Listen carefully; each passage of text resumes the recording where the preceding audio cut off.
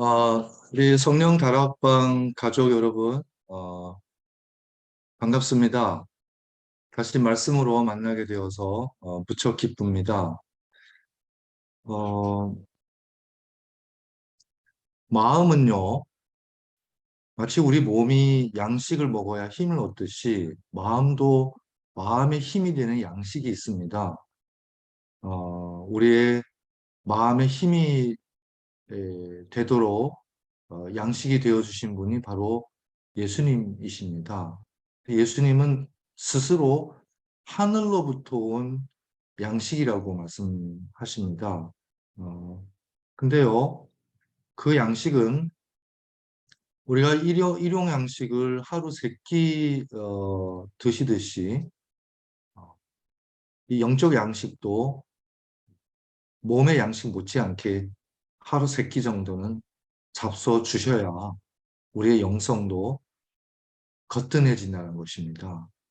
그래서 이 새벽에 하나님의 말씀의 만나를 찾는 우리 모든 성령 다락방 가족 여러분의 심령 위에 정말 한 번 마시면 목마르지 아니하는, 정말 한 번 그 말씀의 묘미를 깨달으면은 우리가 평생 그걸 곱씹어도 그 맛이 사라지지 않는 그런 귀한 말씀의 시간이 되기를 바람하지 않습니다. 어, 제가 바로 오늘 화두로 들어가겠습니다.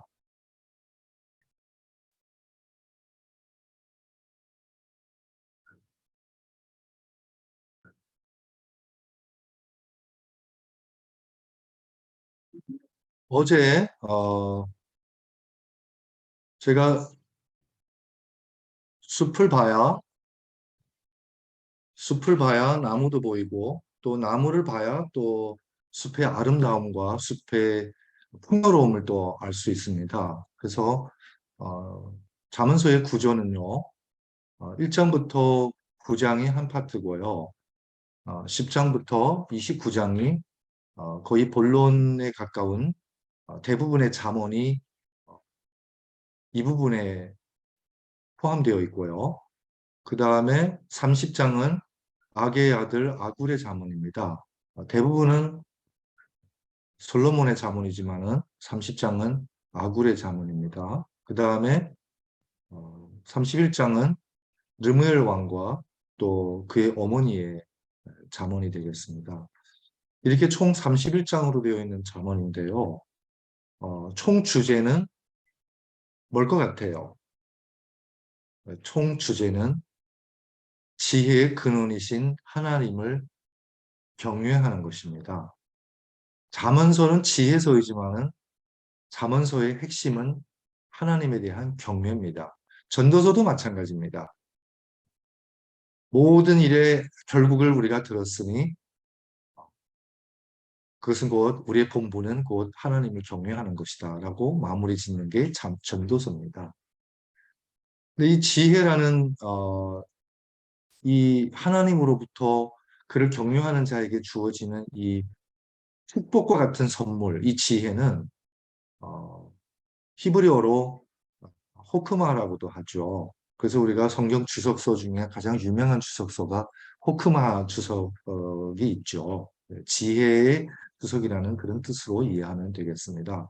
그래서 1장 1절로 9절은 서론입니다. 여기서 이 잠언서의 저자가 솔로몬이라는 걸 우리가 알 수 있고, 또 이 잠언서를 기록한 목적은 어리석은 자로 말미암아 이 잠언으로 지혜롭게 할 수 있다는 것입니다. 그렇죠. 결국은 어리석은 인생, 하나님의 말씀을 통해서 또 경외심을 가짐으로써 우리가 지혜로운 삶을 살 수 있다는, 어쩌면은 우리 삶의 지침서이기도 합니다.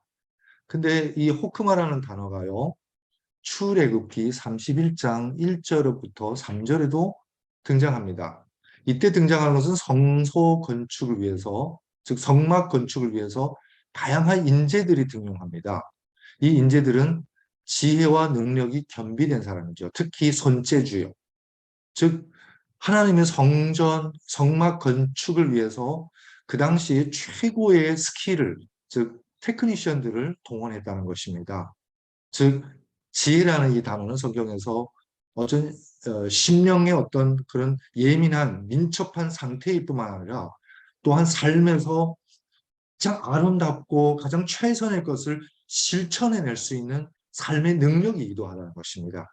그래서 이 지혜라는 이 단어는 성경에서 벌써 지행합일, 신행불이라는 그러한 개념이 함축되어 있는 단어라는 것을 우리가 오늘 이 아침에 한번 함께 생각해 볼 수 있습니다. 그래서 전체 핵심은 하나님에 대한 경외입니다. 그래서 1장 9절에 여호와를 경외하는 것이 지식의 근본이다라고 시작됩니다. 그 다음 부분은 아버지가 아들에게 들려주는 10개의 교훈이 기록되어 있습니다. 근데요, 이 10개의 교훈 중에, 즉 9장까지 이 10개의 교훈이 펼쳐지는데요. 1장, 죄송합니다. 3장입니다. 3장, 8장, 9장에 보면은 지혜가 이인화돼서 나오는데요. 그 이인화가 여성 명사입니다. 즉 지혜의 여신이 등장해서 지혜가 우리에게 외치는 모습으로 기록되어 있다는 거죠. 그 다음에 본론적인 지혜에 대해서 쭉 잠언을 펼치는 10장에서 29장에서는 여러 가지 주제로 그 지혜를 이야기하고 있습니다. 그 중에 우리가 매일 겪는 일상의 일들, 그 다음에 금전에 대해서, 가정에 대해서, 이웃에 대해서, 결혼에 대해서, 언어에 대해서, 이 언어가 참 중요합니다. 그다음에 용서에 대해서, 우리의 성품에 대해서, 우정에 대해서, 그리고 희노애락, 특히 분노에 대한 우리의 감정에 대해서, 뭐 이외에도 또 있지만 이러한 우리 삶의 중요한 이런 겪는 일들, 우리 일상들을 지혜로운 언어를 통해서 우리에게 어떻게 대처해야 되며 이런 상황들 속에서 어떻게 선택해야 그것이 지혜로운 선택인지를 잠언서는 우리에게 이야기해 주고 있습니다. 근데 잠언서의 한 예를 들게요. 여호와를 경외하면 장수하느니라. 그러나 악인의 수명은 짧아지느니라. 여러분 여호와를 경외하면은 실현적으로 장수합니까? 꼭 장수합니까? 여러분 여호와를 경외하지만은 하지 못하고 젊은 나이에 요절하는 그러한 경우도 허다하지 않습니까? 그 악인은 수명이 꼭 짧습니까? 우리 사는 이 세상에 악인들이 떵떵 부리면서 잘 사는 경우 우리가 흔하게 보지 않습니까? 그걸 보고 우리가 의분을 참지 못해서 심지어 욕까지 내뱉는 그런 경우도 허다하지 않습니까? 여러분, 잠언서는 언약이 아닙니다. 잠언서는 삶의 지침입니다. 그래서 여호와를 경외했음에도 불구하고 장수하지 못하는 그런 경우, 그리고 악인들이 오히려 장수하는 그런 경우들을 기록한 것이 바로 욥기서고 바로 요나서 같은 책입니다. 여러분, 어, 잠언서는요, 하나님께 경외하면 이렇게 될 거라는 전체적인 어떤 보편 진리를 말씀하고 계시는 겁니다. 자, 그 다음에 악의 아들 아굴의 잠언을 담은 30장은요. 하나님을 경외하는 그 삶이 구체적으로 어떻게 구체화되는지 보여주는 장입니다. 이제 아굴은 이렇게 얘기합니다. 나는 다른 사람에게 비하면 짐승이라. 나에게 사람의 총명이 있지 아니하리라. 여러분, 진짜 총명한 사람은요, 자기가 총명하다고 주장 안 합니다. 여러분, 창세기에 보면은요, 사단이 선악을 알게 하는 나무 열매를 먹으라고 합니다. 먹으면 너도 여호와처럼 눈이 밝아지고 지혜로워질 거라고 얘기합니다. 근데 하나님께서는 그 선악을 알게 하는 나무의 열매를 먹지 말라고 합니다. 여러분 왜 그랬을까요? 선악을 알게 하는 나무의 열매를 먹은 아담과 이브는 눈이 밝아졌어요. 선악을 알게 되었습니다. 눈이 밝아지고 선악을 아는 게 과연 뭐가 잘못됐다고, 뭐가 나쁘다고 이렇게 질문하는 사람도 가끔 있습니다. 그게 왜 죄냐고. 하루는요, 제가 시골을 갔습니다. 좀 이렇게 전기도 잘 안 들어오는 그런 오지입니다.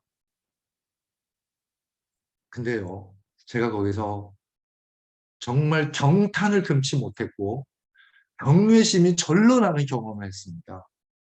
그게 바로 밤하늘에 쏟아질 것만 같은 밤하늘에 빛나는 이 별빛이었습니다. 은하수가 폭포처럼 쏟아질 것 같고요. 별빛들이 얼마나 찬란한지 제가 그 광경에 또 됩니다. 여러분, 그 하늘은 오지에서만 주어지는 하늘입니까? 불빛이 인류 문명의 불빛이 찬란한 도시 속에도 그 하늘은 여전히 빛납니다. 근데 인간 문명의 불빛이 환하니까 밤하늘에 찬란한 별빛이 안 보인다는 것입니다. 여전히 빛남에도 불구하고요.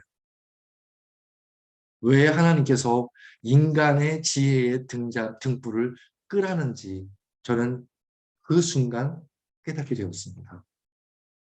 또 한 번은 운전하는데요. 한밤중에 운전하는데 여러분 운전할 때에 여러분 그 차 안에는 어두워야 됩니까? 밝아야 됩니까? 어두워야 되잖아요. 그래야 밖에가 잘 보입니다. 여러분 스스로 총명하다고 스스로 자신의 지혜의 등불을 켠 사람은요. 하나님의 지혜의 별빛이 어두워집니다. 그것이 왜 하나님께서 너희의 지혜를 의지하지 말라고 총명을 의지하지 말라고 하신 그 잠언의 말씀의 이유이기도 합니다. 그래서 아굴은 지혜의 근본을 말씀합니다. 하나님의 말씀은 다 순전하며 하나님은 그를 의지하는 자의 방패 신이라. 이게 말씀을 의지해서 지혜를 얻는 하나의 전범이 되는 것입니다. 아굴의 잠언이요. 그 다음에 르무엘 왕의 잠언은요. 두 부분으로 나눠집니다. 1절부터 9절은 리더들에게 지도자들에게 주는 진언입니다. 그 다음에 유명한 10절부터 31절에는 또 한 여성이 그려집니다. 아내로서, 주모로서, 어미로서, 그리고 청지기로서 한 여성이 가져야 할 모습을 31장 최후에 그리면서 정말 지혜로운 사람, 여호와를 경외함으로 지혜를 얻은 사람의 삶이 구체적으로 어떻게 열매로 맺어지는지를 31장에서 보여주는 것입니다. 저는 이 여인을 통해서 오늘날 교회가 갖춰야 할 지혜의 미덕을 저는 보게 됩니다. 나중에 우리가 31장을 따로 함께 또 살필 거니까 오늘은 전체 지도를, 잠언서의 지도를 이렇게 여러분께 한번 펼쳐 보았습니다. 어떻게 한눈에 들어오십니까? 자, 그렇다면 저는 잠언서를 읽으면서 이 두 마디로 스스로 요약을 해봤습니다. 참된 깨달음은 몸에서 꼽히고 참된 지혜는 삶에서 열매 맺는다입니다. 여러분, 우리 몸이 실천 안 되는 깨달음은요, 진짜 깨달음이 아닙니다. 그거는 지식일 가능성이 큽니다. 진짜 깨달음은요, 깨서 그곳에 도달해야 합니다.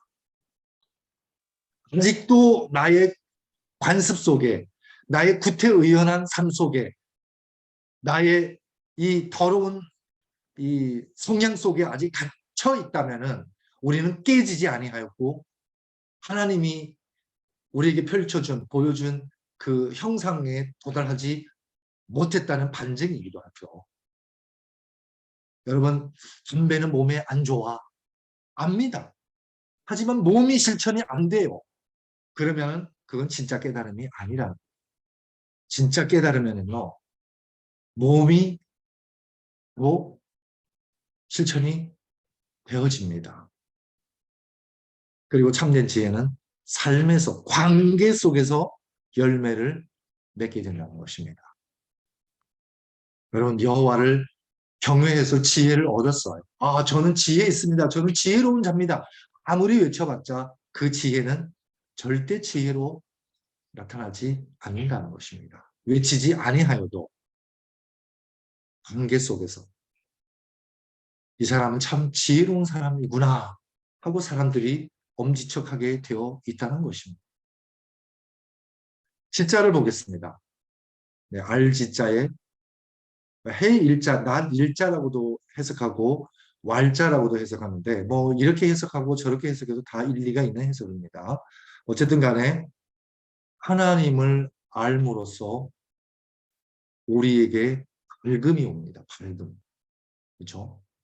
즉 모든 이치를 다 조명, 관조할 수 있는 밝음이 다가오고 모든 말들을 다 하나님의 말씀을 다 꿰뚫을 수 있는 깨달을 수 있는 그러한 능력이 우리에게 주어진다는 것입니다. 근데 이 지자가요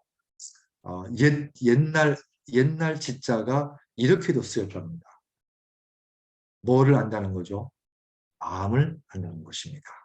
그래서 여호와의 말씀은 등잔바들 같아서 우리의 심령을 비춰줍니다. 즉 결국 무엇을 아는 게 지혜일까요? 마음을 아는 게 지혜라는 것입니다. 마음을요. 그렇죠?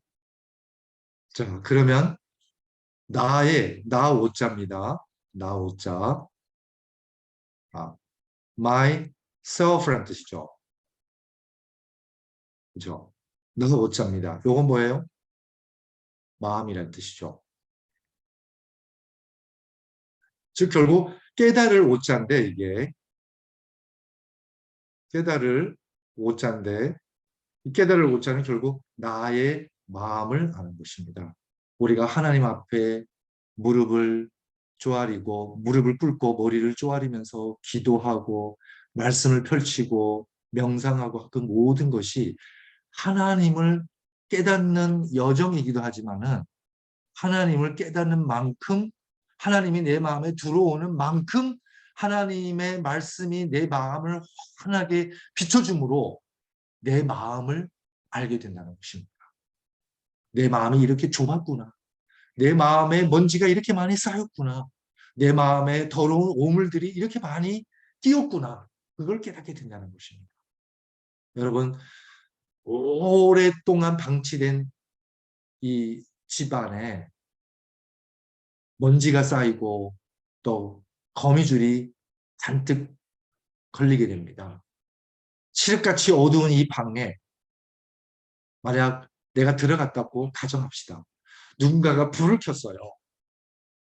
불을 켜는 순간 제 눈에 보이는 것은 바로 이 먼지와 이 거미줄들입니다.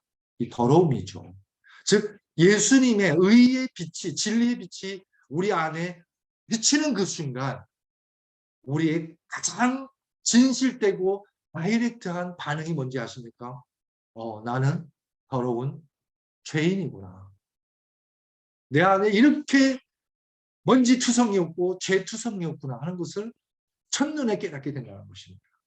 그래서 주님이시여 저를 정결케 하여 주시옵소서 하는 기도가 자기도 모르게 나가는 것이 이것이 복음의 빛이 비춰진 심령의 진실된 반응이라는 것입니다. 자, 그렇다면 진정한 깨달음은 하나님을 깨달으면 깨달을수록, 말씀을 깨달으면 깨달을수록 나의 마음을 알게 된다는 것이죠. 그러면 알미라는 게 뭘까요? 그러면 내가 안다라고 주장하면요, 이 알매 뭐가 생기죠? 알매 영역이 생깁니다. 영역. 여러분, 동물들은요, 본능적으로 자기의 영역을 확보해야 합니다. 영역을 확보하면은 그 영역 속에서 생존해 나가죠. 근데 그의 생존을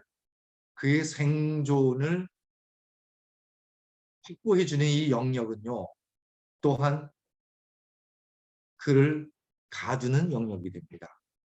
짐승은 평생 그 영역 속에서 한 발도 벗어나지 못합니다. 그렇죠? 우리가 알미라는 영역을 건너는 순간 그것이 우리의 영역이 되기도 하지만 우리를 가둬놓는 영역이 되기도 한다는 것입니다. 그러면은 깨달으려면 어떻게 해야 되죠? 깨우쳐야 되죠. 깨우친다는 것은 마치 병아리가 뭐예요? 그 결안이 병아리가 되려면은 그 단단한 껍질을 깨쳐야 되듯이, 누에 꼬치가 나비가 되려면은 그 꼬치를 깨쳐야 되듯이 반드시 깨는 작업이 필요한 것입니다. 그래서 나의 알을 깨서 더 큰 이 알의 영역의 밖의 세계는 뭐예요? 이 밖의 모든 세계는 미지의 영역이라는 거죠. 미지. 자, 그러면 나의 알의 영역이 아무리 커도 뭐보다 못 커요? 미지의 영역보다 못 크다는 거죠. 미지의 영역은 영원에 가깝습니다. 하지만 영역을 긋는 순간은 이 영역이 곧 뭐예요? 한계라는 거죠. 한계. 유한입니다. 유한. 여러분 70년, 80년, 길게 살면 100년, 뭐 100세 세대죠. 시대죠. 100세 산들, 여러분 영원한 시공간 속에서 100세는 순간 찰나일 뿐입니다. 유한입니다. 여러분 유한이 어찌 무한을 우문하겠습니까? 여러분 얼토당토죠. 그렇죠? 자, 그래서 우리가 초등학교 다니고 고등학교 다니고 대학 다니면 알매 영역이 이렇게 더 커집니다. 하지만 이 커진 영역은 또한 여전히 유한이고 한계가 있는 것입니다. 그 다음에 끊임없이 깨나갑니다. 즉, 이 영역은 뭐예요? 알아간다입니다. 알아간다. 여러분, 가려면은요, 이 영역을 깨야 돼요. 아브라함은 바로 우르라는 영역을 깼습니다. 그와 함께 길에 올랐던 롯은 가다가 이제는 어느 정도 뭐예요? 뭐가 생겼어요? 소유가 생기니까. 그렇죠? 진 것이 생기니까 이제는 뭐 하고 싶은 거예요? 안주하고 싶은 거예요. 안주. 안주하고 싶은 거죠. 그래서 소돔과 고모라에 안주하게 됩니다. 그래서 별장을 사고 땅을 사고 자기의 영역을 확보해 나가기 시작한다는 거죠. 여러분, 소돔과 고모라가 유황불에 심판받을 그 위기의 찰나에도 범죄를 택한 이 가족은 여전히 안일하다는 거죠. 그것이 우리의 모습일지도 모른다는 것입니다. 여러분, 알아가려면요, 끊임없이 영역을 깨야 됩니다. 의집하면 안 됩니다. 그렇죠? 그 속에 갇혀지면 안 된다는 거죠. 안 된다는 것이죠. 끊임없이 깨우쳐야 됩니다. 그래서 저는 저를 깨우쳐주는 사람을 가장 고맙게 생각합니다.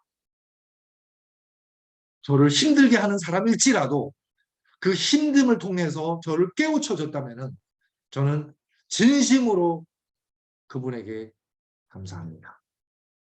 왜? 저의 영역을 깨고 또 새로운 존재로, 새로운 세계로 매진할 수 있도록 이끌어준 계기를 선물해 주신 분이기 때문에 그렇습니다. 그래서 알아가는 사람을 행자라고 해요. 행. 수는 뭐예요? 보수하고 수리한다는 것이잖아요. 여러분, 내 삶의 영역이 완벽하면요. 우리가 보수할 필요가 없잖아요. 깰 필요가 없잖아요. 근데 이것이 전부가 아니고 이것이 미완이라고 생각할 때에 여러분, 그걸 깹니다. 깨고 또 새로운 영역을 향해서 계속 고쳐나가고 고쳐나가는 그것을 뭐라고 해요? 수행이라고 합니다. 여러분, 그래서 보세요. 나의 삶의 영역이 커지잖아요. 이 원이 커졌잖아요. 그러면은 이 수많은 점들이 미지와 접하는 점들입니다. 여러분, 내가 많이 안다는 것은요. 미지의 영역과 접하는 점이 많아졌음을 의미해요. 이걸 쉽게 얘기하면요. 많이 안다는 것은 곧 내가 모른다는 것을, 모르는 것이 더 많다는 것을 안다는 것입니다.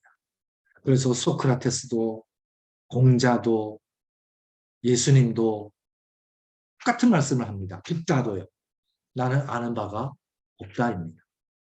우리가 진정으로 아는 것은요, 딱 두 가지입니다. 모르겠어요. 저는 그래요. 하나는 제가 죽어간다는 사실이고, 지금도 저는 죽어가고 있어요. 그렇기 때문에 더 열심히 살아갑니다. 두 번째 내가 확실하게 아는 것은요, 나는 아무것도 모른다는 것입니다. 그래서 저는 끊임없이 알아가는 행자, 수행의 삶을 사는 삶이어야 함을 저는 봅니다. 자, 그래서 예수님은 말씀하십니다. 아무든지 나를 따라오려거든. 여러분, 따라간다는 것은 여러분 안주가 아닙니다. 그건 뭐예요? 행자입니다. 따라가야 돼요. 그래서 예수님은 뭐죠? 우리가 따라가야 할 길이죠. 길. 자기를 뭐 하라고요? 부인하고 자기를 부인하면서 너는 아느냐? 나는 모른다 해야 그게 부인입니다. 너는 목사냐? 나는 아니다 해야 부인입니다. 너는 교수냐? 나는 아니다 해야 그게 뭐예요? 그게 부인입니다. 너는 장로냐? 나는 아니다 해야 부인입니다. 그렇게 자신을 부인하는 사람이 바로 침례 요한입니다. 너는 선지자냐? 나는 아니다. 너는 엘리야냐? 아니다. 너는 메시아냐? 아니다. 너는 누구냐? 나는 광야에 외치는 소리일 뿐이다. 여러분, 그래서 여인이 난 자 중에 요한보다 클 자가 없는 것입니다. 왜요? 끊임없이 자신을 부정하고 깨고, 그렇죠? 끊임없이 진리를 향해서 뚜벅뚜벅 걸어나간 사람이라는 것입니다. 자, 그래서 예수님께서는 날마다 자신의 너의 십자가를 지고 나를 뭐예요? 따르라고 말씀하십니다. 여러분, 예수님을 따르는 거 follow. 따르다는 거 follow하고 flow. 흐르다는 말은 어원이 씁니다, 여러분. 그렇죠? 흐르지 않는 물은 물이 아닙니다. 썩습니다. 물도 썩습니다. 여러분, 고이면은 돌이 됩니다. 삶에 갇히면은, 소유에 갇히면은, 우리의 영역 속에 갇히면은, 여러분, 롯의 아내가 되는 것입니다. 그래서 이러한 부정을 끊임없이 뭐예요? 깨지 않으면은, 이 영역을, 이 영역을 깨지 않으면은, 이 영역이 세워지지 않습니다. 불립입니다. 이 영역을 깨지 않으면은, 이 영역이 세워지지 않습니다. 알아간다는 것은 내가 안 것을 끊임없이 깨야 갈 수 있는 미지의 새로운 세계입니다. 그래서 오늘 하루 주어졌습니다. 오늘 하루는 미지의 영역입니다. 어떤 사람과 마주칠지, 어떤 일과 마주칠지, 어떤 가르침을 하나님께서 저에게 주실지, 어떤 지혜를 선물로 주실지 저는 벅찬 가슴으로 기대가 됩니다. 그래서 오늘 하루가 있습니다. 오늘 하루가 기대됩니다. 오늘 하나님께서 저를 깨고 또 새로운 나로 거듭나게 세워주실지 정말로 기다려지고 기대됩니다. 그래서 누에 꽂히는 깨야 날리게 됩니다. 그걸 파립이라고 하죠. 그래서 우리를 깨우쳐 주시는 분이 예수님이시고 우리를 깨우쳐 주시는 분이 진정한 우리의 스승이라는 것입니다. 그래서 위학 일이, 위도 일손, 즉 우리가 배움을 통해서 끊임없이 지식을 넓혀가지만은 여러분 그걸 뭐 해야 돼요? 이 소는 깬다는 뜻입니다. 깨다. 진리를 위해서는, 진리를 알아가기 위해서는 우리 자신을 끊임없이 부정해야. 예수님은 곧 진리시죠. 내가 곧 길이요 진리요 생명이니 나로 말미암지 않고서는 아버지께로 올 자가 없느니라. 여러분 이 길은 안주하는 길이 아닙니다. 예수님과 함께 가야 하는 길입니다. 그래서 우리는 늘 이 행하다를 do something으로 이해합니다. 여러분 하다도 되지만요. 여러분 하다도 됩니다.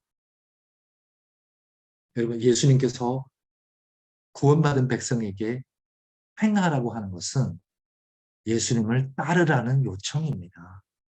우리의 세상에, 우리의 믿음에, 우리의 규율 속에 갇혀서 우리가 뭔가를 해내서 그 해낸 것을 예수님께 저 했습니다 하고 자랑하면서 그걸 가지고 구원과 맞바꾸는 거래를 하라고 행하라고 한 것이 결코 아닙니다. 그것은 그렇게 행하는 것이 바로 율법주의고 그것이 그 행함의 주체가 나라는 것이죠. 깨져야 할 나가 나의 행함 속에서 더 굳어진다면은 그것이야말로 구원과 반대되는 길을 가는 것이 아닌가 이 시간 우리가 다시 한번 생각해 봐야 되는 것입니다. 예수님께서 행하라는 것은 나를 따르라는 겁니다. 예수님을 알아라는 요청입니다. 그렇죠? 예수님을 알아가면 알아갈수록 예수님을 따라가면 따라갈수록 우리의 생명은 더 풍성해지고 기쁨과 감사가 충만해질 거라고 주님은 약속하셨습니다. 그래서 예수님을 따라가다 보면 생명의 근원이신 우리의 근본 형상이신 하나님께로 돌아가게 될 것입니다. 오늘 아침 말씀 마치겠습니다.